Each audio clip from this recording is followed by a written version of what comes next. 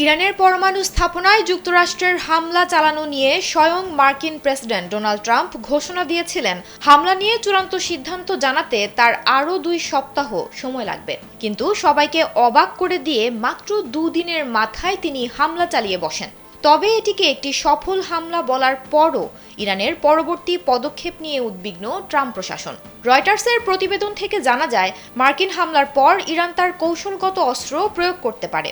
এ ভয়ে শঙ্কিত যুক্তরাষ্ট্র ইরানকে বোঝাতে গিয়ে হাজির হয়েছে চীনের দরজায়। ওদিকে ইরানের পারমাণবিক স্থাপনায় মার্কিন হামলা চালানোর পর ইরানের সংসদ হরমুজ প্রণালী বন্ধ করার একটি প্রস্তাব অনুমোদন করেছে।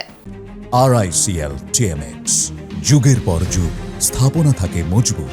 মার্কিন পররাষ্ট্রমন্ত্রী মার্কো রুবিও রোববার ইরানকে হরমুজ প্রণালী বন্ধ না করতে উৎসাহিত করার জন্য চীনের প্রতি আহ্বান জানিয়েছেন।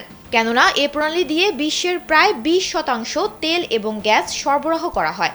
আর সেক্ষেত্রে চীনের দ্বারস্থ হওয়ার অন্যতম কারণ হলো চীন তাদের তেলের জন্য হরমুজ প্রণালীর ওপর ব্যাপকভাবে নির্ভর করে। ইরান হরমুজ প্রণালী বন্ধ করলে এটি আরেকটি ভয়ঙ্কর ভুল হবে। পরিশেষে রুবিও এও বলেন যে যুক্তরাষ্ট্র ইরানের সঙ্গে কথা বলার জন্য প্রস্তুত।